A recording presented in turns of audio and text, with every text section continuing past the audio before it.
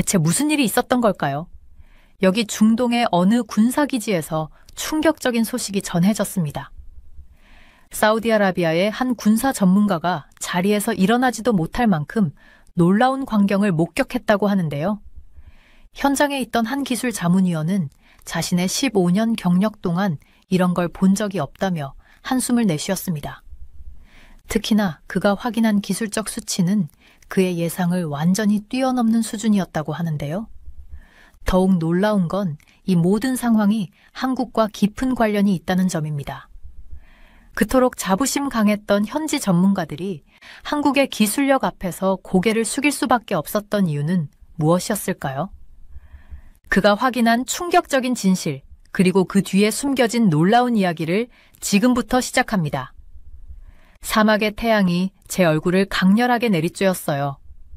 저는 에어컨이 빵빵하게 켜진 리야드의 건물 밖으로 나섰죠. 사우디아라비아에 온 지 벌써 6개월이 되었지만 여전히 이 뜨거운 열기에 적응이 안 되더라고요. 제 이름은 알레한드로 오르티스예요. 제가 항공우주공학자로 일하면서 이런 흥미로운 곳까지 오게 될 줄은 정말 상상도 못했어요.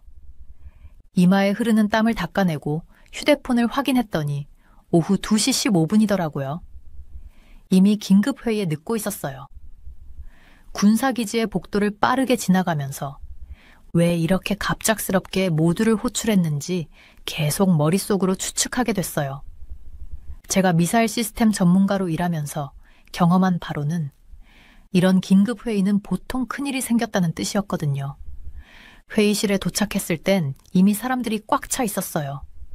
말끔한 군복을 입은 군 관계자들과 저 같은 민간 기술 자문단이 나란히 앉아 있었죠. 방 안에는 긴장감이 가득했어요. 마치 공기가 너무 무거워서 칼로 잘라낼 수 있을 것 같은 그런 느낌이었어요. 우리 프로젝트 리더인 라흐만 대령이 방 앞쪽에 서 있었는데 그의 표정은 굉장히 심각했어요. 사람들이 자리를 잡고 조용해질 때까지 기다리더니 그는 힘있는 목소리로 말을 시작했어요. 여러분, 그가 말했어요.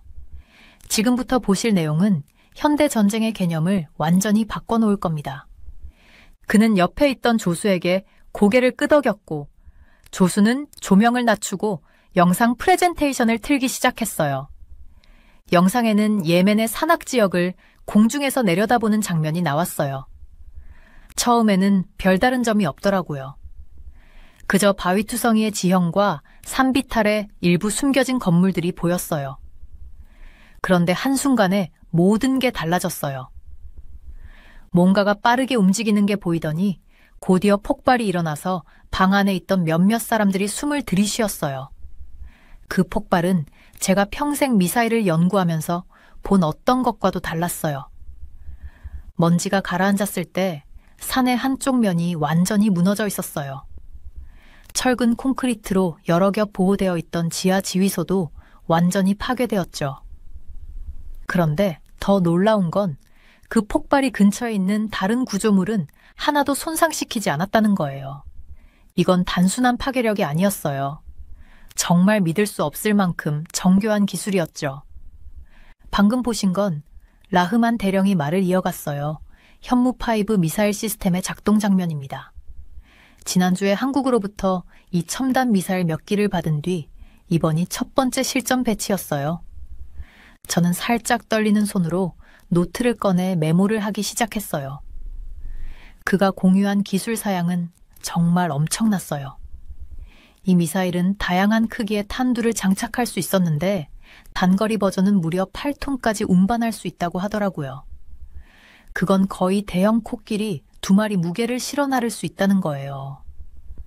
하지만 제 마음을 가장 사로잡은 건 그 정확성이었어요. 보통 미사일은 원형 공산오차라고 해서 목표물에 얼마나 가까이 도달하는지를 수치로 나타내는데 현무5의 정확성은 정말 놀라웠어요. 제 옆자리에는 사우디 기자인 칼리드 아라비비 앉아 있었는데 노트북으로 열심히 타이핑하고 있더라고요. 그가 제게 몸을 살짝 기울이며 속삭였어요. 이거 정말 혁명적이지 않아요? 저는 고개를 끄덕일 수밖에 없었어요. 미사일 시스템 분야에서 15년 동안 일했지만 이런 건 처음 봤거든요. 그 뒤로 이어진 회의는 기술 토론, 전략적 계획, 그리고 흥분된 대화들로 정신없이 지나갔어요. 저는 사우디 군사 조달 프로그램의 자문 역할을 맡고 있어서 새로운 무기 시스템을 평가하고 실행하는 게 제 일이었는데 이번 건은 정말 다르더라고요. 현무5는 그냥 또 하나의 무기가 아니라 판도를 뒤집을 만큼 중요한 기술이었어요. 그날 저녁 사무실에서 기술 자료를 검토하며 앉아 있었을 때 이 기술이 모든 것을 어떻게 바꿔놓을지 생각하지 않을 수 없었어요. 이렇게 강력하고 정확한 기술로 가장 강력한 방어를 뚫으면서도 부수적 피해를 최소화할 수 있다니 정말 감탄스러우면서도 한편으로는 약간 두려운 마음도 들었어요.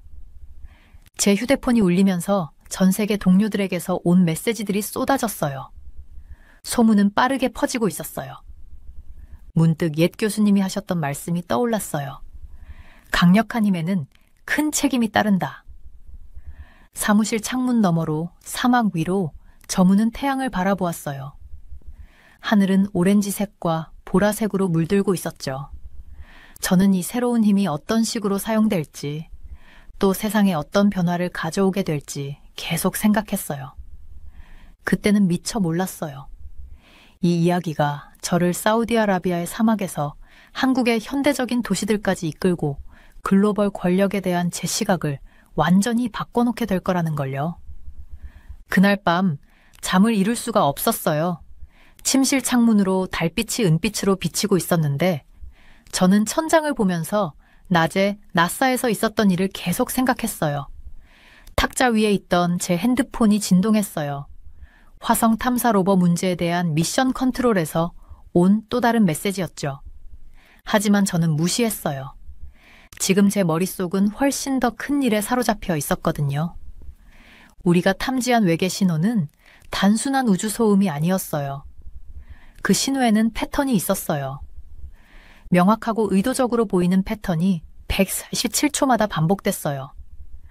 전파 천문학팀의 첸 박사님도 그걸 확인하셨죠. 누군가 혹은 무언가가 우리와 소통하려고 하고 있는 게 분명했어요. 저는 자리에서 일어나 책상으로 갔어요. 그곳에는 신호 데이터 출력물이 여기저기 흩어져 있었어요. 몇 주 동안 연구해온 그래프와 숫자 위에 제 손이 머물렀어요. 신호는 목성의 얼음으로 덮인 위성, 유로파 근처에서 온 거였어요. 그런데 그게 말이 안 됐어요. 지금까지의 외계 생명체 탐색은 화성이나 멀리 있는 별들을 중심으로 진행됐거든요. 우리 태양계 안에서 그것도 이렇게 가까운 곳에서 뭔가를 발견하리라고는 아무도 예상하지 못했어요. 컴퓨터 화면에는 제가 쓰다 만 이메일이 떠 있었어요.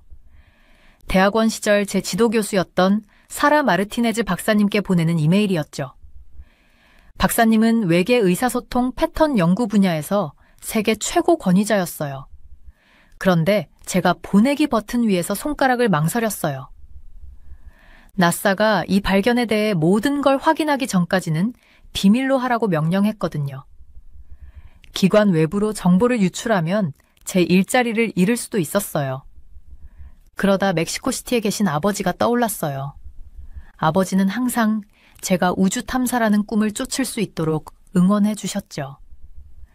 다른 사람들이 우리 동네 출신인 제가 불가능할 거라고 말할 때도요. 알레한드로 아버지는 늘 말씀하셨어요. 진실을 찾으려면 때로는 위험을 감수해야 한다. 아침 해가 창문을 통해 비치기 시작할 때쯤 저는 결국 결정을 내렸어요.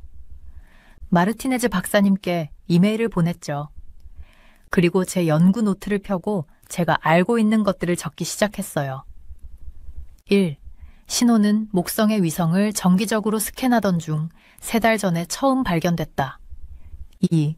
하루에 딱 12분 동안만 송출된다. 3. 그 패턴은 자연적인 게 아니었다. 너무 정밀하고 규칙적이었다. 4. 신호의 출처는 움직이는 것 같지만 유로파 근처에 머물고 있다. 핸드폰이 또 울렸어요. 이번엔 마르티네즈 박사님이 보낸 메시지였어요. 이메일 봤어. 이거 정말 놀라운 일이야. 오늘 만날 수 있어? 저는 열쇠랑 노트북을 챙겼어요. 그리고 박사님의 대학 연구실로 운전해 가는 동안 머릿속이 온갖 가능성으로 가득 찼어요.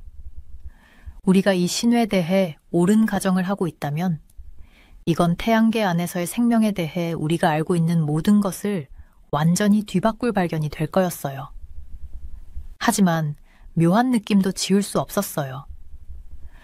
누군가가 저를 지켜보고 있는 듯한 기분이었죠. 캠퍼스는 고요했어요.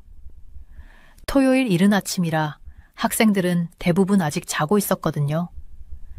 박사님 사무실에 도착했을 땐 별자리 차트와 컴퓨터 화면들로 둘러싸인 박사님이 계셨어요. 제가 들어가자 박사님이 눈을 반짝이며 고개를 드셨어요. 다 보여줘요. 그 후로 2시간 동안 저희는 데이터를 함께 분석했어요. 박사님은 제가 미처 알아채지 못했던 패턴들, 예를 들면 유로파 자기장의 변화에 반응하는 신호의 미묘한 변화를 발견하셨어요. 이건 단순한 메시지가 아니에요. 알레한드로, 박사님이 마침내 말씀하셨어요. 이건 초대 같아요. 초대요? 어디로요? 제가 물었어요. 하지만 저도 이미 답을 알고 있는 것 같았죠. 박사님이 컴퓨터 화면을 제 쪽으로 돌리셨어요. 화면에는 신호에 해독된 일부가 보였어요. 수학적 방정식들로 이루어진 그것을 풀어보니 좌표가 나타났어요. 유로파 표면의 특정 위치를 가리키고 있었어요. 누군가 우리가 그곳에 오길 원하는 것 같아요. 박사님이 조용히 말씀하셨어요. 저는 심장이 두근거렸어요. 나사의 규정을 어기고 이 정보를 공유한 거였죠. 이 사실이 들키면 아마도 해고될 거예요. 하지만 그 좌표를 보고 있자니 제 커리어보다 더 중요한 무언가가 걸려있다는 생각이 들었어요. 이제 어떻게 하죠? 제가 물었어요. 박사님이 미소 지으셨어요. 이제요? 이제 그들에게 어떻게 답할지 고민해봐야죠. 집으로 돌아가는 길, 아침 햇살이 제 백미러에 반사될 때 저는 저도 모르게 웃고 있었어요. 맞아요. 곤란한 상황에 처할 수도 있어요. 일이 잘못될 가능성도 있겠죠. 하지만 우리가 신호를 발견한 이후 처음으로 저는 올바른 일을 하고 있다는 기분이 들었어요. 가장 큰 발견은 때로는 규칙을 깨는 데서 오는 법이니까요. 저는 컴퓨터 화면을 멍하니 바라보고 있었어요. 시뮬레이션 결과가 로딩되는 동안 심장이 두근거렸거든요. 몇 달 동안 작업해온 새로운 날개 설계가 꽤 희망적인 결과를 보여주긴 했는데 뭔가 여전히 완벽하지 않았어요. 나사 존슨 우주센터, 제 사무실 창밖으로 보이는 휴스턴 하늘은 저녁 노을로 물들어가고 있었고요. 분명히 몇 시간 전에 집에 갔어야 했는데 이제 멈출 수가 없었어요. 돌파구에 거의 다다른 것 같았거든요. 알레한드로, 아직도 여기 있어요? 팀장인 사라창이 제 문가에 멈춰섰어요. 평소 단정한 모습의 그녀가 약간 흐트러져 보이는 걸 보니 오늘 하루가 그녀에게도 길었나 봐요. 시뮬레이션 하나만 더 돌려보고 있었어요. 저는 피곤한 눈을 비비며 대답했어요. 새로운 날개 설계가 거의 완벽한데 재진입 중 10분배가 균형이 안 맞아서요. 사라는 제 책상 쪽으로 다가와서 화면에 돌아가고 있는 3D 모델을 살펴봤어요. 이거 화성 복귀 우주선 거죠? 제가 고개를 끄덕이며 문제 있는 부분을 가리켰어요. 여기 뜨거운 부분들 보이죠? 이걸 해결하지 않으면 재진입 중에 열 보호막이 망가질 수 있어요. 그럴 위험은 감수할 수 없죠. 화성 임무는 제 커리어에서 가장 큰 프로젝트였어요. 재진입 시스템의 책임 엔지니어로서 2년간의 화성 임무를 마치고 돌아오는 우주선이 지구 대기를 무사히 통과하도록 해야 했거든요. 이건 정말 큰 부담이었어요. 제 계산이 완벽해야만 사람들의 생명이 안전할 수 있으니까요. 알레한드로, 잠깐 쉬어요. 사라가 다정하게 말했어요. 몇 주째 계속 이거 하고 있잖아요. 가끔씩 멀리 떨어져 보면 다르게 보이기도 하거든요. 그녀 말이 맞다는 걸 알았지만 제 머릿속은 자꾸 어린 시절 멕시코시티에서의 기억으로 돌아갔어요. 아버지랑 뒷마당에 서서 별을 보며 우주여행을 꿈꾸던 그 순간이요. 아버지는 항상 저에게 열심히 노력하고 헌신하면 인류가 별에 도달하는 데 기여할 수 있을 거라고 말씀하셨거든요. 이제 그 꿈이 현실이 되었지만 현실에는 그에 걸맞은 책임이 따랐어요. 그때 제 전화가 울렸어요. 누나 엘레나한테서 온 문자였어요. 엄마 생신 저녁 잊지 마. 이번엔 꼭 온다고 약속했잖아. 순간 죄책감이 밀려왔어요. 최근 가족 모임 2번을 일 때문에 놓쳤었거든요. 엘레나 말이 맞아요. 이번에는 꼭 가겠다고 약속했었죠.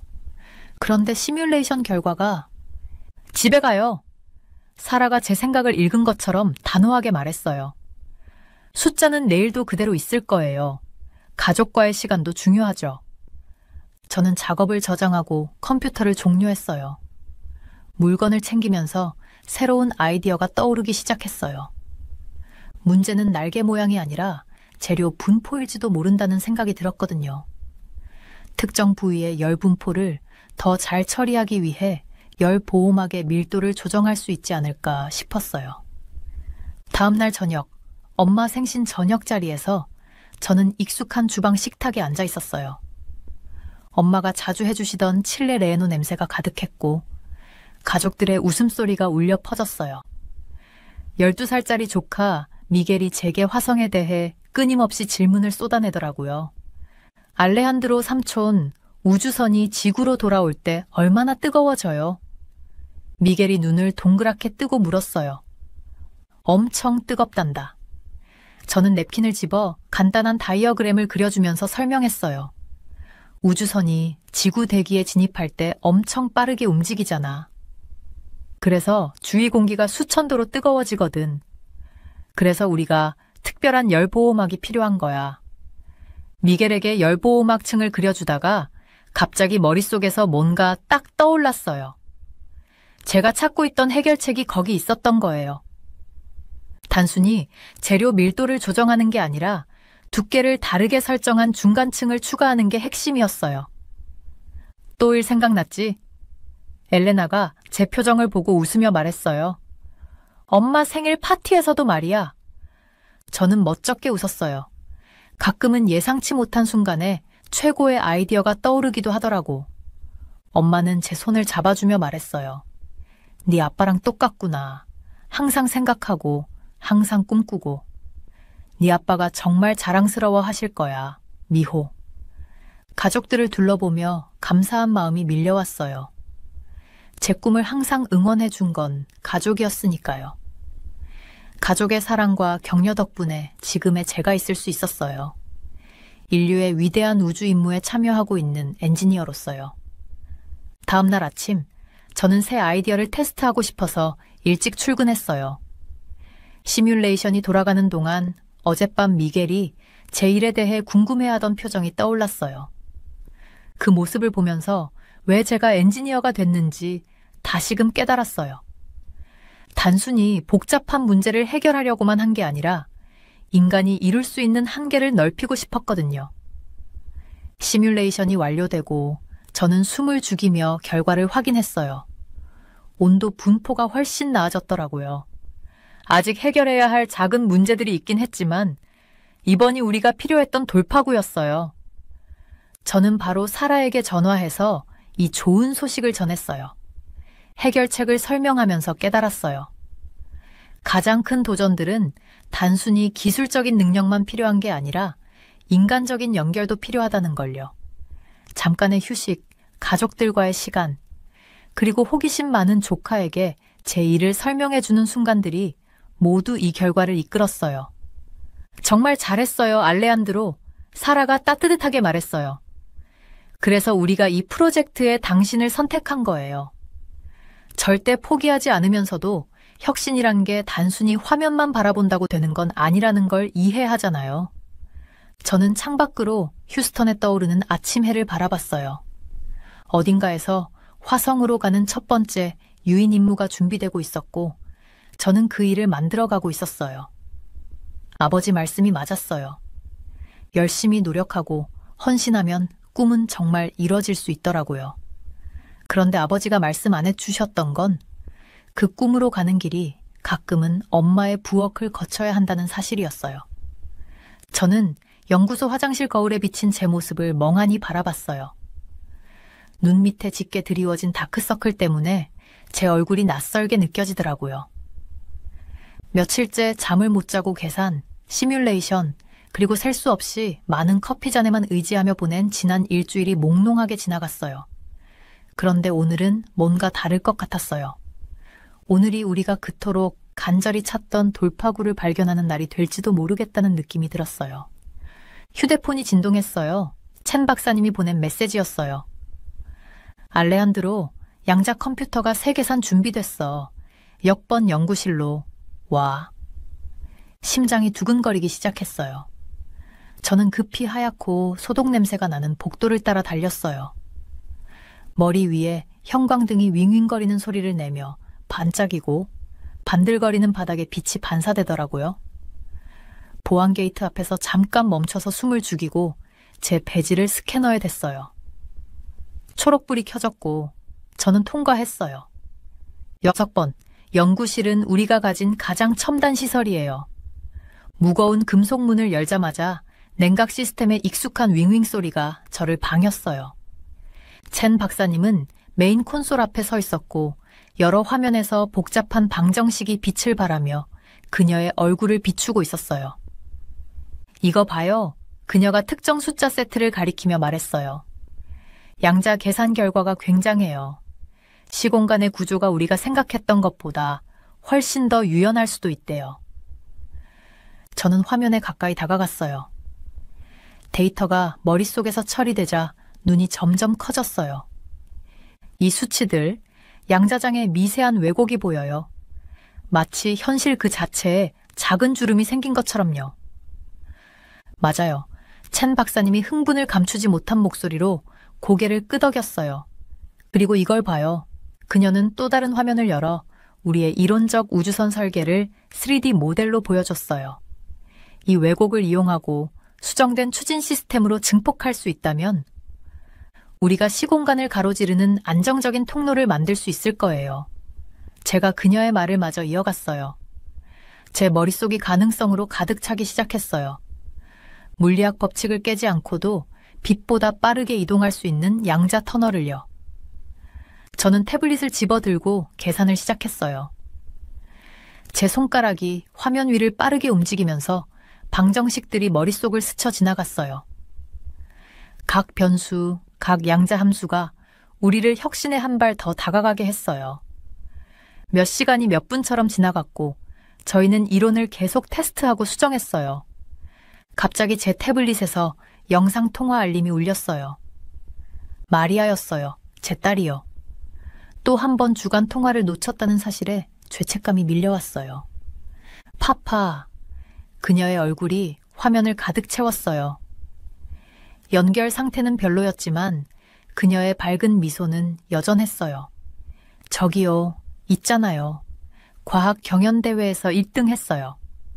우주정거장에서 태양광 발전하는 프로젝트로요. 정말 대단하구나, 미하. 제가 자랑스럽게 웃었어요.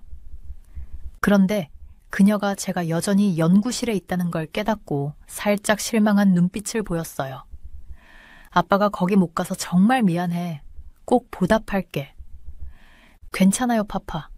아빠가 중요한 일 하고 계신 거 저도 알아요. 그녀가 잠깐 멈추더니 희망 섞인 목소리로 물었어요. 근데 다음 주 제 생일엔 집에 오실 거죠? 그 질문에 답하기도 전에 첸 박사님이 급히 외쳤어요. 알레한드로, 시뮬레이션 완료됐어요. 이거 꼭 봐야 해요. 저는 화면을 쳐다보며 딸과 제 일 사이에서 갈등했어요. 마리아, 지금 가봐야 해. 나중에 더 얘기하자. 알았지? 너 정말 사랑해. 저도요, 파파. 그녀가 조용히 말하고 전화를 끊었어요. 메인 콘솔로 돌아가면서 저는 선택의 무게를 느꼈어요. 화면에는 저희가 만든 가장 발전된 시뮬레이션 결과가 나와 있었어요. 이론적 양자 추진 장치가 작동하는 가상 모습이었어요. 결과는 놀라웠어요. 데이터에 따르면 저희 계산은 맞았어요. 이 기술은 정말 가능했어요. 해냈어요. 첸 박사님이 속삭이며 결과를 경이롭게 바라봤어요. 우리가 정말 해냈어요. 그런데 그 성취감이 왠지 공허하게 느껴졌어요. 별을 향한 제 열망 속에서 저는 지구에서 가장 중요한 것들을 잃어가고 있는 건 아닐까 하는 생각이 스쳤어요. 그 질문이 시뮬레이션을 바라보는 제 머릿속을 떠나지 않았어요. 양자 추진 장치는 우주 여행을 혁신적으로 바꾸고 새로운 세계를 열며 인류 문명을 진보시킬 수도 있어요. 하지만 그게 과연 어떤 개인적 대가를 치러야만 가능한 걸까요? 마리아의 과학 경연대회 프로젝트가 떠올랐어요. 그녀도 이미 우주를 향한 꿈을 꾸기 시작했더라고요. 어쩌면 이건 제 야망에 관한 문제가 아닐지도 몰라요.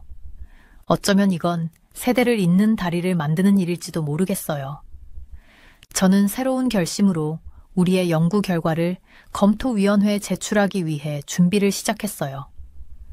내일이면 이 돌파구를 세상에 발표할 거예요. 하지만 오늘 밤에는 딸과의 중요한 영상통화를 다시 예약해야겠다고 마음먹었어요. 우주 저편까지 쫓아갈 가치가 있는 꿈도 있지만 어떤 꿈들은 바로 이곳, 집에서 기다리고 있다는 걸 깨달았거든요. 연구실을 떠날 준비를 하며 어두운 화면에 비친 제 모습을 다시 봤어요. 여전히 피곤해 보이는 눈이었지만 이제는 거기서 새로운 무언가가 빛나고 있었어요. 희망이요. 우리가 만들고 있는 미래에 대한 희망. 별에서든 지구에서든요. 그리고 몇 주 만에 처음으로 다음 주에 제가 어디 있어야 할지 분명히 알겠더라고요. 딸의 생일 파티에 가서 그녀와 함께 꿈꾸는 이야기를 나누고 불가능해 보였던 것을 이뤄내는 방법에 대해 이야기할 거예요. 저는 컴퓨터 화면에 떠 있는 실험 결과를 보면서 손이 떨렸어요. 6개월 동안의 노력 끝에 드디어 우리 팀이 해낸 거예요. 새로운 연료 혼합물이 시뮬레이션에서 완벽하게 작동했어요. 저는 책상에서 벌떡 일어나 소피아, 제 연구 파트너를 찾으러 뛰어나갔어요. 소피아, 소피아! 제가 실험실을 가로질러 외치며 달려갔어요. 우리 해냈어! 소피아는 작업대에서 고개를 들더니 이마에 올린 안전고글을 쓴 채 저를 쳐다봤어요. 알레한드로, 무슨 일이에요? 숨을 제대로 고르지도 못한 채 말했어요. 혼합물이요. 모든 테스트를 통과했어요. 우리가 예상했던 그대로 100% 효율이에요. 소피아의 눈이 휘둥그레졌어요. 그녀는 실험복을 펄럭이며 제 화면을 보러 서둘러 다가왔어요. 이거 모든 걸 바꿀 수도 있겠어요. 그녀가 속삭였어요. 저는 고개를 끄덕이며 이게 무슨 의미인지 생각했어요. 우리가 만든 새로운 로켓 연료는 단지 더 깨끗할 뿐만 아니라 현재 사용되는 어떤 연료보다 더 저렴하고 강력했어요. 이게 실제 로켓에서도 실험처럼 작동한다면 훨씬 더 많은 사람들이 우주여행을 할 수 있게 될 거예요. 하지만 아직 갈 길이 멀다는 걸 알고 있었어요. 컴퓨터 시뮬레이션에서 성공하는 것과 실제로 로켓을 만들고 테스트하는 건 완전히 다른 문제였거든요. 우리는 도움이 필요했어요. 마르티네즈 박사님께 연락드려야 해요. 소피아가 말했어요. 그녀는 제 마음을 읽기라도 한 듯 했어요. 박사님께서 당장 이걸 보시고 싶어 하실 거예요. 마르티네즈 박사님은 멕시코시티에 있는 저희 연구소의 소장이셨어요. 다른 사람들이 이 프로젝트가 불가능하다고 했을 때 우리에게 기회를 주신 분이었죠. 첫 만남에서 하신 말씀이 아직도 기억나요. 가장 큰 돌파구는 현명한 위험을 감수할 때 찾아옵니다. 20분 뒤 우리는 박사님 사무실에 있었어요. 마르티네즈 박사님은 우리의 결과를 진지한 표정으로 꼼꼼히 살펴보셨어요. 공기에 잔잔한 소음과 책상을 두드리는 손가락 소리만 들릴 뿐이었어요. 드디어 박사님이 고개를 드셨어요. 정말 놀라운 성과네요. 그녀가 말했어요. 그런데 다음 단계가 뭔지 알고 있죠? 저는 침을 꿀꺽 삼켰어요. 실제 테스트를 해야 해요. 박사님이 고개를 끄덕이셨어요. 그리고 그걸 위해선 자금이 필요해요. 아주 많은 자금이요. 제 속이 조였어요. 항공우주 연구를 위한 자금을 얻는 건 쉽지 않았거든요. 특히 멕시코에서는요. 많은 사람들이 우리 같은 나라들은 우주 프로그램을 시도조차 하지 말아야 한다고 생각했어요. 대신 다른 문제들부터 해결하라고 했죠. 하지만 그 사람들이 틀렸다는 걸 저는 알고 있었어요. 우주기술은 그런 문제들을 해결하는 데 도움을 줄 수도 있었거든요. 우리 연료는 위성을 더 저렴하게 발사할 수 있게 해서 인터넷을 외딴 마을에까지 가져다 줄 수도 있어요. 기후변화와 자연재해를 추적하는 데도 도움이 될 수 있죠. 가능성은 무궁무진했어요. 제가 우주국에 아는 사람이 몇 있어요. 마르티네즈 박사님이 말씀하셨어요. 회의를 잡아볼게요. 하지만 당신들이 이게 투자할 가치가 있다는 걸 설득해야 해요. 소피아와 저는 다음 2주 동안 발표 준비에 매달렸어요. 밤늦게까지 일하며 모든 세부 사항을 확인하고 또 확인했죠. 우리에게 주어진 기회는 단 한 번뿐이었거든요. 그리고 발표 당일은 너무도 빨리 찾아왔어요. 회의실로 들어설 때 제 심장이 터질 것 같았어요. 심각한 표정을 한 6명의 관리들이 탁자 주위에 앉아 있었는데 표정만으로는 어떤 생각을 하는지 전혀 알 수 없었어요. 저는 깊게 숨을 들이쉬고 발표를 시작했어요. 슬라이드를 넘길 때마다 그들의 관심이 점점 커지는 게 보였어요. 비용 계산표를 보여줬을 땐 몇몇의 의자 앞으로 몸을 숙이며 더 집중했어요. 당신들의 연료가 발사 비용을 60% 줄일 수 있다는 건가요? 한 관리가 안경을 고치며 물었어요. 네, 맞습니다. 제가 대답했어요. 그리고 이건 보수적인 추정치예요. 질문이 쏟아지기 시작했어요. 소피아와 저는 연습했던 대로 자신감 있게 하나하나 대답했어요. 발표가 끝나자 잠시 동안 방 안은 조용했어요. 그러더니 주된 관리가 미소를 지었어요. 오르티스 박사님, 로드리게스 씨. 이건 우리가 찾고 있던 혁신 그 자체입니다. 여러분 프로젝트의 다음 단계를 지원하고 싶습니다. 제가 듣고 있는 게 믿기지 않았어요. 소피아가 제 팔을 꽉 잡으며 흥분을 감추지 못했어요. 건물을 나올 때쯤 멕시코시티 위로 해가 지고 있었어요. 하늘은 아름다운 주황색과 분홍빛으로 물들어 있었죠. 저는 우리나라에서 우주기술 분야에서 일하고 싶어 했지만 그게 불가능하다고 생각했던 수많은 젊은이들을 떠올렸어요. 우리 해냈어요. 소피아가 조용히 말했어요. 저는 하늘색이 점점 저녁으로 바뀌는 걸 보며 고개를 끄덕였어요. 이제 시작이에요. 제가 대답했어요. 이제 진짜 일이 시작되는 거죠. 그날 밤 저는 부모님께 전화를 걸어 이 소식을 전했어요. 제가 아무리 불가능해 보여도 항상 제 꿈을 응원해 주셨던 아버지는 한동안 조용히 계셨어요. 정말 자랑스럽다, 아들. 아버지가 마침내 말씀하셨어요. 목소리가 감동으로 떨리고 있었어요. 네가 멕시코 사람들이 무엇을 할 수 있는지 세상에 보여주고 있구나. 저는 미소 지으며 앞으로의 길을 떠올렸어요. 내일부터 우리는 실제 실험을 계획하기 시작할 거예요. 앞으로도 더 많은 도전과 해결해야 할 문제들이 있을 거예요. 하지만 지금은 이 승리의 순간을 즐기기로 했어요. 우리는 모두를 위한 더 쉬운 우주 접근을 향해 작은 첫발을 내디뎠어요. 가끔 가장 큰 꿈은 가장 작은 돌파구에서 시작된답니다. 오늘 우리는 우리의 돌파구를 만들어냈어요. 저는 컴퓨터 화면을 뚫어지게 쳐다보고 있었어요. 잠을 못 자서 눈이 따끔거렸죠. 그런데 시뮬레이션 결과가 또 말이 안 되는 거예요.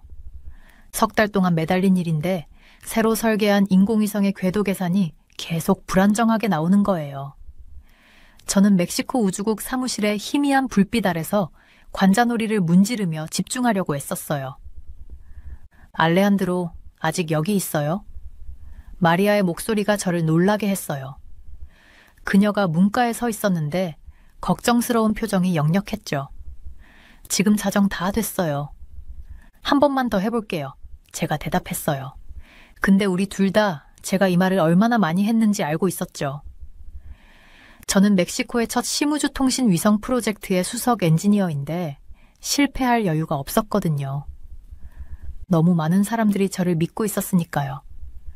이 숫자들 좀 봐요. 제가 화면을 가리키며 말했어요. 시뮬레이션에서 위성 궤도가 너무 빨리 궤도 이탈을 해요. 뭔가 기본적인 걸 놓치고 있는 것 같은데 도저히 뭐가 문제인지 모르겠어요.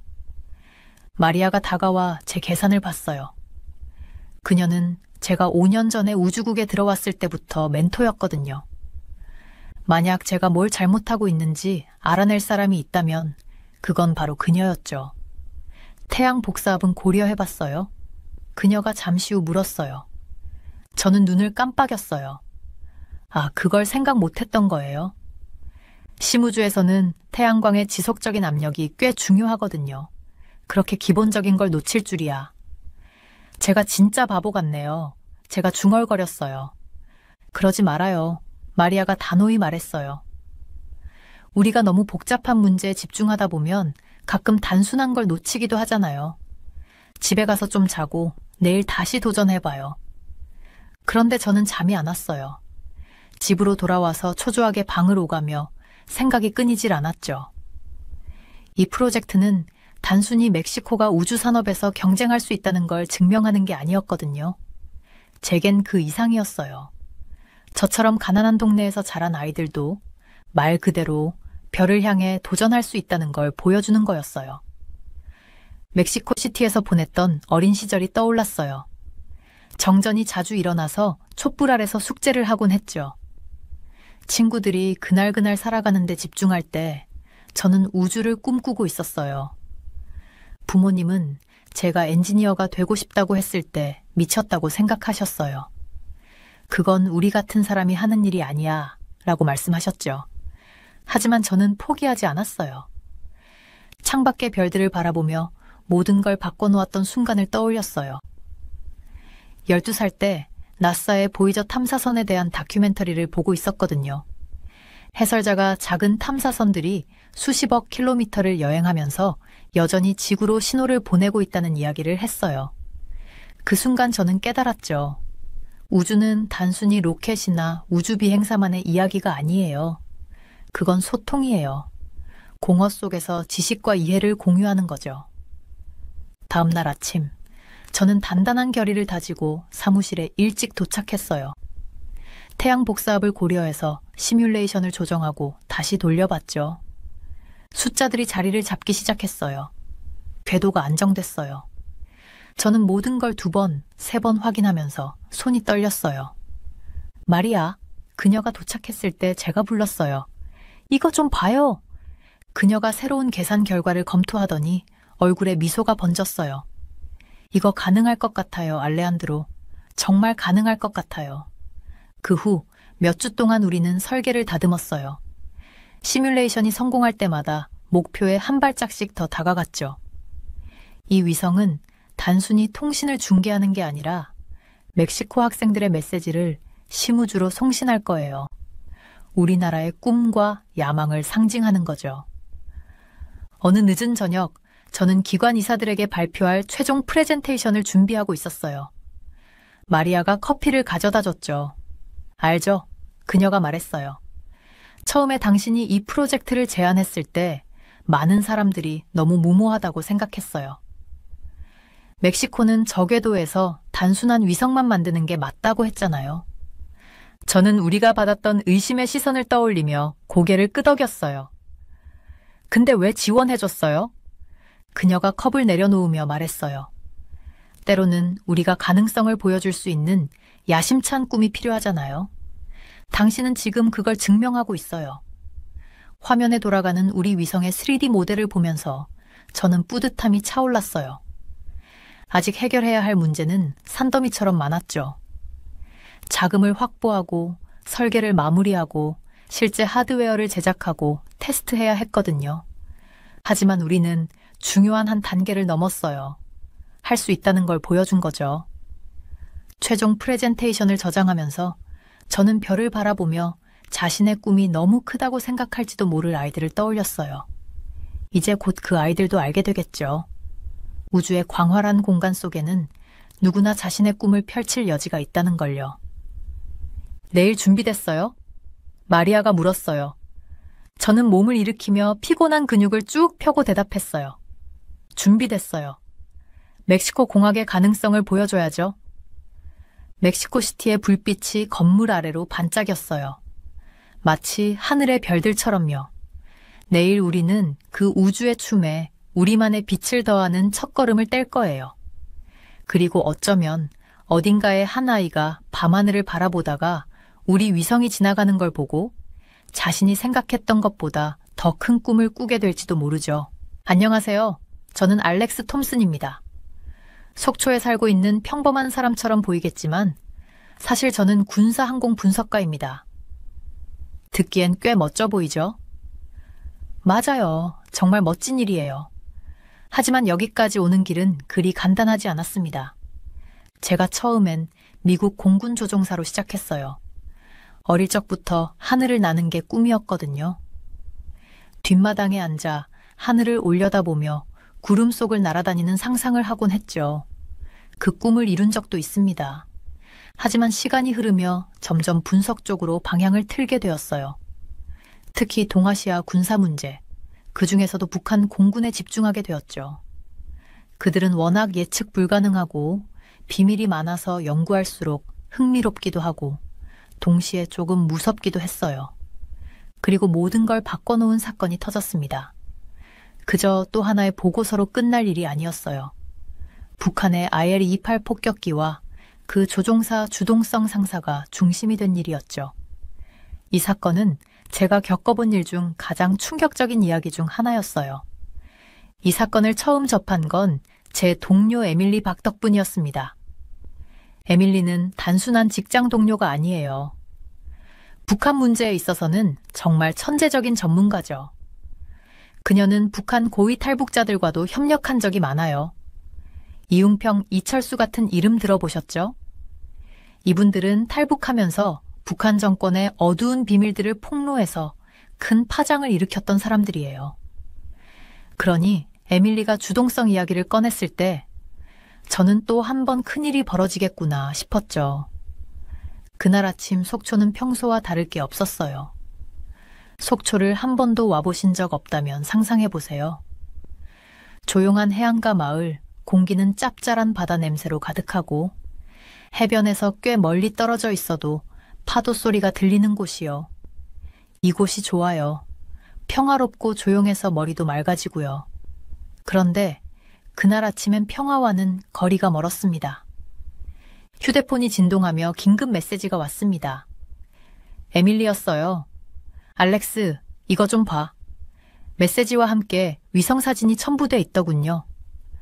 화면을 눈을 가늘게 뜨며 보니 북한의 의주 비행장에서 IL-28 폭격기가 활주로에 서 있는 모습이 보였어요. 의주 비행장은 중국 국경 근처에 있는 북한 공군의 중요한 군사기지예요. 이 폭격기가 왜 중요한 거야? 라고 에밀리에게 문자를 보냈죠. 하지만 에밀리가 답을 보내기 전에 뭔가 이상한 걸 알아챘어요. 폭격기가 그냥 서 있는 게 아니라 이륙 준비를 하고 있었거든요.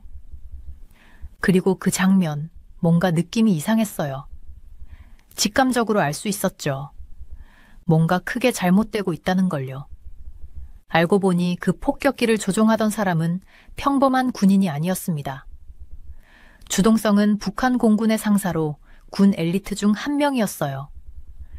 북한에서 조종사가 된다는 건 단순히 실력만으로 되는 게 아니에요. 충성심까지 철저히 검증받아야 하죠.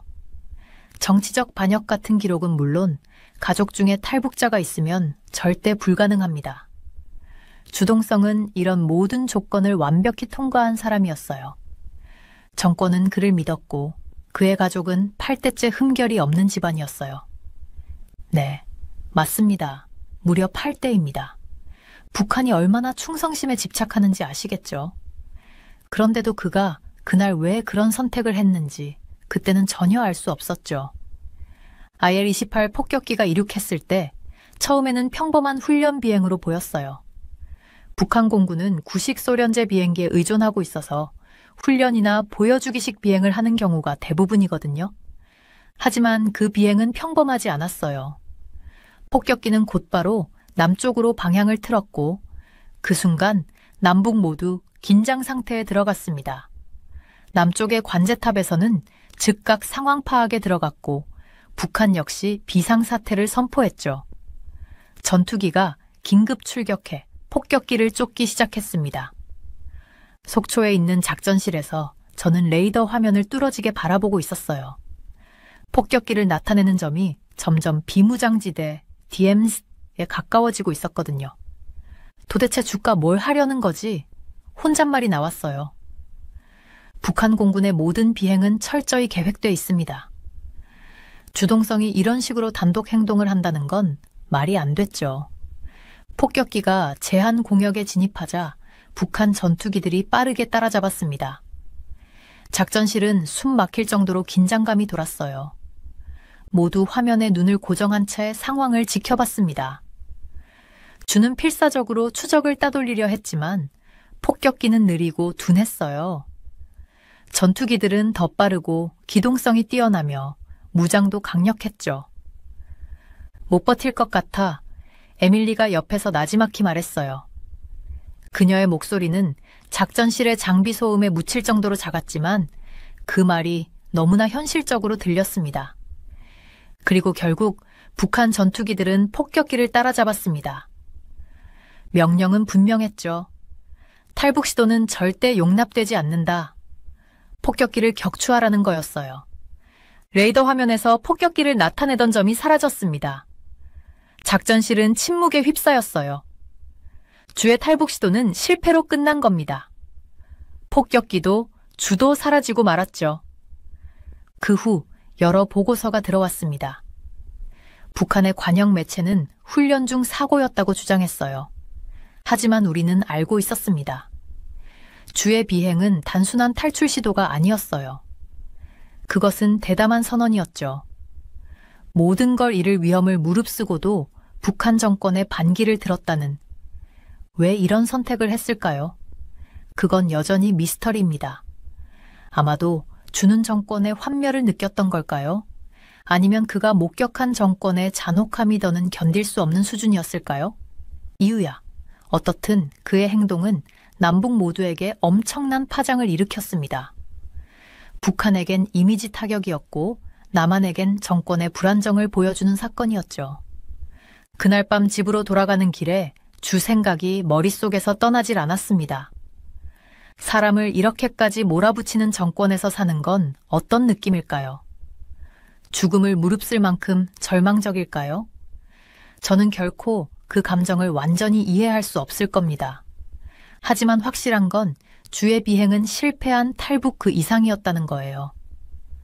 북한 통제의 틈새를 보여준 사건이자 가장 억압적인 체제에도 균열은 생길 수 있다는 증거였죠. 속초는 여전히 평화로워 보였지만 갈등의 그림자는 언제나 가까이 있었습니다. 그리고 그 그림자는 생각보다 훨씬 더 가까이 와 있었습니다. 속초가 평화롭다면 의주 비행장은 그 정반대였습니다. 중국과의 국경 근처에 자리 잡은 이 기지는 북한의 가장 전략적인 장소 중 하나로 꼽힙니다. 중국과 가까운 위치는 일종의 완충 역할을 했고 북한 군사활동의 중요한 거점으로 활용되었습니다. 하지만 저 같은 분석가들에게 의주는 그 이상이었습니다. 긴장이 서려 있는 공기가 느껴질 정도로 정보의 보고와도 같은 곳이었죠. 주동성 상사가 몰던 IL-18 폭격기가 의주에서 이륙했을 때 그건 단순한 비행이 아니었습니다. 뭔가 처음부터 이상했어요. 흔한 훈련 비행도 무력 시위도 아니었습니다. 뭔가 다르다는 느낌이 강했죠. 그리고 우리가 이 사건을 깊이 파헤칠수록 그 의문은 더 커져만 갔습니다. 의주 비행장은 단순한 군사기지가 아니었습니다. 끊임없는 움직임이 이어지는 허브와도 같았죠. 전투기, 폭격기, 수송기가 끊임없이 드나들며 그 임무는 항상 베일에 가려져 있었습니다. 위성사진으로 본 의주의 움직임은 평범하지 않았어요. 비행기들이 자주 재배치되고 야간에도 특이한 시각에 훈련이 이루어졌습니다. 북한 공군의 장비는 낡았지만 그들의 전술은 결코 허술하지 않았습니다. 주동성의 비행 전 몇 주 동안 우리는 의주에서 계속되는 비정상적인 활동을 관찰하고 있었습니다. 수송기에 화물이 실리고 정비팀이 노후한 항공기 작업에 초과 근무를 하고 있었죠. 에밀리와 저는 이들이 뭔가 큰 준비를 하고 있다고 추측했습니다. 아마 대규모 군사 퍼레이드 아니면 국제사회를 겨냥한 무력 시위. 하지만 우리가 마주한 것은 예상 밖의 일이었습니다. 주동성이라는 이름은 어느 날 브리핑 중에 등장했습니다. 그는 단순한 조종사가 아니었어요. 북한의 노후한 폭격기들을 맡은 엘리트 조종사 그룹의 일원이었죠. 이런 사람들은 평범한 군인이 아닙니다. IL-U-18 같은 구식 폭격기의 조종석에 앉으려면 실력뿐 아니라 정권과 무엇보다 최고 지도자에 대한 철저한 충성을 입증해야 했습니다. 주의 배경은 흠잡을 데가 없었습니다. 그의 가족은 대대로 정권을 섬겨왔고 조종사로서의 기록도 완벽했죠. 그는 규율 있고 신뢰할 수 있으며 완전히 헌신적인 군인으로 평가받았습니다. 하지만 곧 알게 된 사실은 겉모습만으로 사람을 판단할 수 없다는 것이었습니다. 주가 의주 비행장을 이륙한 날은 평소와 다르지 않았습니다. 정비사들은 IL-28을 준비하며 연료를 채우고 점검을 했습니다. 폭격기의 엔진이 굉금을 내며 활주로로 이동했고 모든 것이 평범해 보였죠. 하지만 그 이면에서는 뭔가 비정상적인 일이 벌어지고 있었습니다. 의주의 레이더 운영자들은 비행 계획에서 이상한 점을 발견했습니다. 주가 보고한 경로와 실제 비행 경로가 일치하지 않았어요. 처음에는 단순한 기술적 오류로 생각했죠. 의주의 낡은 장비 때문인지 가끔 비행기들이 내비게이션 오류를 보고한 적이 있었거든요. 하지만 이번은 달랐습니다. 주는 단순히 경로를 이탈한 게 아니었어요. 그는 남쪽으로 비무장지대 DMZ를 향해 날아가고 있었습니다. 의주 지휘부가 상황을 인지했을 때 주는 이미 그들의 즉각적인 통제 범위를 벗어난 상태였습니다. 지휘부는 혼란에 빠졌습니다. 단순한 내비게이션 오류일까요? 아니면 더 심각한 문제? 지휘부는 주를 막기 위해 전투기를 출격시켰지만 폭격기는 이미 하늘 위에 있었습니다. 엔진 소리가 일정하게 울려 퍼지며 DMZ로 향하고 있었죠. 그 시각 우리는 속초에서 모든 것을 지켜보고 있었습니다. 에밀리는 위성 피드를 확인하고 있었고 팀원들은 레이더 화면에서 눈을 떼지 못했습니다. IL-28의 경로는 분명했습니다. 주는 알려진 훈련 구역이나 기지를 향하고 있지 않았어요. 그는 곧장 남한을 향하고 있었습니다. 주에게 이 비행은 단순한 탈출 그 이상이었습니다. 목숨을 건 도박이었죠. 성공한다면 그는 정권의 소나귀에서 벗어날 수 있었겠지만 실패한다면 결과는 끔찍할 것이었습니다. 그뿐만 아니라 그의 가족에게도 치명적인 결과가 닥칠 게 뻔했죠. 북한 정권은 탈북을 특히 고위급 인사의 경우 절대 용납하지 않았습니다. 주는 단순한 경고 이상의 존재가 되었고 정권은 그를 반드시 막아야 했습니다. 남쪽으로 향하던 주의 폭격기는 점점 불규칙한 경로를 보였습니다. 그는 추격을 따돌리려 했지만 이로 인해 더 많은 의심을 불러일으켰습니다. 북한 지휘부는 전투기를 서둘러 출격시키며 그의 행동을 막기 위해 안간힘을 썼습니다. 의주에서는 혼란이 극에 달했습니다. 지휘관들은 고함을 치며 명령을 내리고 기술자들은 원인을 파악하기 위해 분주히 움직였죠. 전투기 조종사들은 급히 조종석으로 뛰어들었습니다. 이제 주의 IL-28은 단순한 폭격기가 아니었어요. 그것은 정권에 대한 도전의 상징이 되었고 정권은 그것이 남쪽으로 넘어가는 것을 절대 허용할 수 없었습니다. 속초의 작전실에서도 긴장감이 감돌았습니다. 레이더에서 올라오는 모든 업데이트는 상황을 더 명확하게 그려주었습니다. 주는 탈출을 시도하고 있었지만 그를 쫓는 전투기는 더 빠르고 더 강력했죠. 하지만 그는 멈추지 않았습니다. 주가 몰던 폭격기의 이야기는 군 내부 채널을 통해 빠르게 퍼졌습니다. 남한의 방공 시스템은 경계 태세에 들어갔고 동맹국들에도 즉각적으로 소식이 전해졌죠. 이제 이 사건은 단순히 북한의 문제가 아니었습니다. 주가 DMZ를 넘는 순간 국제적 충돌로 번질 가능성이 있었으니까요. 군인부터 분석가들까지 모두가 숨을 죽이며 이 상황이 어떻게 끝날지 지켜보고 있었습니다. IL-28이 DMZ에 가까워질수록 북한의 전투기들이 점점 더 접근해 왔습니다. 하늘 위에서 벌어진 이 치열한 추격전은 단순한 탈출 시도를 넘어선 일이었죠. 시간이 흐를수록 긴장감은 극에 달했습니다. 하늘에서 벌어진 긴장감은 땅에서도 그대로 느껴졌어요. 작전실의 모든 시선은 레이더 화면에 고정되어 있었어요. 주동성 상사의 IL-28 폭격기가 비무장지대 DMZ를 향해 조금씩 움직이고 있었죠. 시간이 멈춘 것처럼 느껴질 정도로 모두 숨죽이고 지켜보고 있었어요. 마치 전 세계가 한순간 숨을 참은 듯했죠. 북한 전투기들이 점점 주에게 가까워지고 있었어요. MEG-23 전투기들이었는데 오래된 기종이긴 해도 숙련된 조종사의 손에선 여전히 치명적이죠. 반면 주가 몰던 IL-28은 속도도 느리고 기동성도 떨어졌어요. 이 폭격기는 전투를 위한 비행기가 아니었거든요. 무기를 실어 나르는 용도로 만들어진 기체였지 적의 추격을 피할 수 있는 기체는 아니었어요. 하지만 주는 포기하지 않았어요. 그는 비행기를 좌우로 급격히 틀고 고도를 올렸다 내리면서 예측하기 어려운 비행을 했어요. 절박한 시도였죠. 하지만 절박함만으로는 한계가 있었어요. 추격하던 북한 조종사들도 만만한 상대가 아니었거든요. 그들은 훈련받은 사냥꾼처럼 줄을 압박하고 몰아붙이며 추적했어요. 이제 끝났네요. 에밀리가 제 옆에서 조용히 말했어요. 그녀의 목소리는 차분했지만 눈빛은 그와는 달랐어요.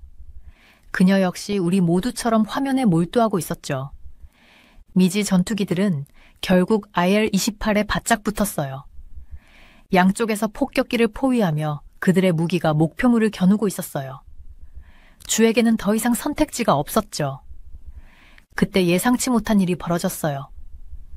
무정위에서 갑자기 잡음이 들리더니 깨지긴 했지만 분명한 목소리가 들려왔어요. 바로 주의 목소리였어요. 그는 떨리는 목소리로 하지만 단호하게 말했어요. 돌아갈 수 없습니다.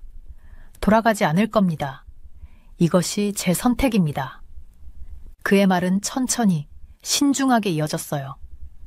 마치 추격하던 조종사들뿐만 아니라 전 세계를 향해 말하는 것 같았죠. 그건 단순한 탈출 시도가 아니라 하나의 선언이었어요. 북한 전투기들도 잠시 망설이는 듯 보였어요. 하지만 그 순간은 잠깐이었어요. 북한 지휘부의 명령이 다시 울려왔죠. 격추하라. 첫 번째 MIG 전투기가 발포했어요. 포탄이 IL-28의 왼쪽 날개를 강타했어요. 폭격기가 휘청거리며 왼쪽 엔진에서 연기가 피어올랐어요. 주는 필사적으로 기체를 안정시키려 했지만 소용없었어요. 두 번째 말기가 이번엔 동체를 공격했어요. 폭격기는 심하게 흔들렸고 금속 조각들이 바람에 흩날렸어요. 마치 공중에서 산산조각이 나는 것 같았죠. 땅에서는 남한과 동맹국 군대가 그 장면을 지켜볼 수밖에 없었어요. DMZ를 넘어 개입하는 건 선택지가 아니었죠. 상황이 너무나도 민감했고 그 위험이 너무 컸어요. 결국 모두 그 비극적인 광경을 바라만 볼 수밖에 없었어요. IL-28은 점점 고도를 잃기 시작했어요. 그리고 무정위에서 주의 목소리가 마지막으로 들렸어요. 단 한 단어였죠. 자유. 그 후 폭격기는 추락했어요. DMZ 북쪽에 떨어지며 거대한 폭발이 일어났어요. 그 불꽃은 속초에서도 보일 정도였죠. 작전실은 순간적으로 완전히 침묵에 빠졌어요. 장비에서 들려오는 일정한 기계음 외에는 아무 소리도 나지 않았어요. 소식은 순식간에 퍼져나갔어요. 몇 시간 후 북한 관영 매체는 성명을 발표했어요. 주동성을 반역자라고 부르며 그의 행동이 서방의 음모에 의한 것이라고 주장했죠. 그리고 그의 죽음을 정권의 승리로 포장했어요. 하지만 우리는 진실을 알고 있었어요. 이건 누구의 승리도 아니었어요. 그저 비극일 뿐이었죠. 주동성의 탈출 시도는 남북 모두에 큰 파장을 일으켰어요. 북한에겐 철저히 통제된 체제 속에서도 균열이 존재한다는 것을 보여주는 사례였어요. 주처럼 충성스럽고 특권을 누리던 사람마저도 그 체제를 벗어나려고 한다면 다른 사람들은 어떨까요? 남한에겐 북한 정권의 잔혹함을 다시 한번 일깨워준 사건이었죠. 자유를 위해 사람들이 무엇을 감수하려 하는지 보여주는 일이었어요. 그날 밤 속초 해변을 걷는데 머릿속이 복잡했어요. 바닷바람도 생각을 정리해주진 못했죠. 자꾸 주의 마지막 순간이 떠올랐어요. 그의 필사적인 비행, 그리고 그의 단호한 마지막 한마디, 자유. 그 단어는 주에게 어떤 의미였을까요? 그리고 우리에게는 어떤 의미일까요? 주에게 자유는 모든 것을 걸 만큼 가치 있는 것이었어요. 그의 경력, 그의 가족, 그의 목숨까지도요. 저에게는 이 사건이 억압의 대가를 상기시켜주는 사건이었어요. 사람들이 그것을 벗어나기 위해 얼마나 멀리 가는지 보여주는 일이었죠. 주는 남한에 도착하지 못했지만 그의 이야기는 도착했어요. 어쩌면 그의 이야기가 다른 이들에게 용기를 줄 수도 있겠죠. 그가 그토록 갈망했던 자유를 위해 계속 싸우는 용기를요. 주동성 상사의 탈출 시도가 있은 지 몇 달이 지나면서 그 사건은 한편으로는 조용한 성찰의 시간이 되었고 또 한편으로는 끝없이 바쁜 일상으로 이어졌어요. 정보 분석을 다루는 우리들에게 주의 이야기는 여전히 분석의 중심 주제였지만 시간이 지나며 새로운 사건들이 떠오르기 시작했고 그의 비행은 한반도 지정학의 복잡한 맥락 속에 얽힌 여러 사건 중 하나가 되었어요. 북한에서는 주의 행동 이후로 더 강력한 탄압이 이어졌어요. 공군 내부에 대한 단속이 강화되었다는 보고가 들어왔죠. 조종사와 그 가족들은 철저한 감시를 받았고 훈련 시간은 줄어들고 그 범위도 제한되었어요. 탈출 가능성을 줄이기 위해서였죠. 감시는 군인뿐 아니라 군인과 조금이라도 연관된 모든 사람들에게까지 확대되었어요. 정권은 흔들림 없는 충성이라는 제목의 선전 캠페인을 시작했어요. 미소 짓는 군인들과 가족들이 충성을 맹세하는 사진과 영상이 미디어를 도배했죠. 하지만 그 이면에는 분명한 불안감이 느껴졌어요. 유출된 보고서에 따르면 정권 수뇌부는 주의 탈출 시도에 크게 동요했다고 해요. 그들에게 주의 사건은 단순한 일회성 사건이 아니라 더욱 심각한 문제, 가장 신뢰받던 계층 내에서도 점점 커지는 불만의 징후로 보였던 거죠. 속초에서는 우리의 작업 방식도 변화했어요. 주의 사건은 더 이상 중심 주제가 아니었지만 그 사건이 우리의 접근 방식을 바꿔놓았죠. 이제 모든 탈북 시도 성공 여부를 떠나는 더 큰 긴급성을 가지고 분석되었어요. 패턴을 찾아내고 동기를 파악하며 예방 조치를 고민하는 일이 더 중요해졌죠. 에밀리는 논의의 중심 인물이 되었어요. 주의 삶을 깊이 파헤쳤던 그녀는 독특한 시각을 가지게 되었죠. 어느 날 브리핑 중에 그녀가 말했어요. 이건 단순히 개인적인 행동이 아니에요. 이건 체제가 압박을 받고 있다는 신호예요. 이런 균열이 많아질수록 그 균열이 어디에 있는지 더 잘 알 수 있죠. 그 말은 제게 깊이 와닿았어요. 주의 비행은 단순히 한 사람이 자유를 찾았다는 이야기가 아니었어요. 그것은 북한 내부에서 점점 커져가고 있는 압박을 들여다볼 수 있는 창문이었어요. 그리고 그 압박은 쉽게 사라지지 않을 거였죠. 어둠 속에서도 희망은 있었어요. 주의 이야기는 탈북자들과 활동가들에게 영감을 주었죠. 몇 달 사이 탈북 시도가 몇 차례 더 있었어요. 그중 일부는 성공해 북한 정권 아래에서의 삶과 주의 저항이 어떤 영향을 미쳤는지에 대한 생생한 증언을 가져왔어요. 그중 한 사람은 은하라는 젊은 간호사였어요. 평양에서 병원에서 일하던 그녀는 끔찍했다고 묘사할 정도의 환경에서 일했다고 해요. 그녀는 주의 비행에 대해 들었을 때 머릿속에 한 가지 생각이 싹 텄다고 했어요. 그가 누군지 몰랐어요. 은하는 감정에 북받친 목소리로 말했어요. 하지만 그가 그런 일을 했다는 걸 들었을 때 깨달았어요. 그런 사람도 나섰다면 나도 나설 수 있겠다고. 그녀의 탈북 과정은 위험천만했어요. 몇 주간 숨어 지내고 목숨을 건 국경 횡단을 했죠. 하지만 결국 그녀는 남한에 도착했어요. 그리고 주처럼 그녀의 이야기는 다른 사람들에게 희망이 되었어요. 저와 에밀리에게 이 이야기는 우리가 하는 일이 얼마나 중요한지를 다시금 상기시켜줬어요. 통계나 도청된 통신 뒤에는 꿈과 두려움, 그리고 놀라운 용기를 가진 사람들이 있다는 사실을 말이죠. 주의 이야기는 비극으로 시작했지만 시간이 지나며 더 큰 의미로 성장했어요. 압도적인 역경 속에서도 꺾이지 않는 끈기의 상징이 되었죠. 어느 저녁 에밀리와 저는 속초 해변을 걸으며 그녀가 계속 마음에 두고 있던 질문을 꺼냈어요. 주가 자신이 이렇게 큰 영향을 미칠 줄 알았을까요? 그녀가 파도 너머를 바라보며 물었어요.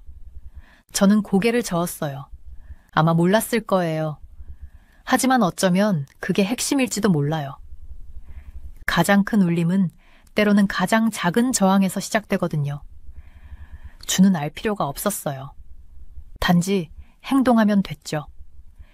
에밀리는 고개를 끄덕이며 생각에 잠겼어요.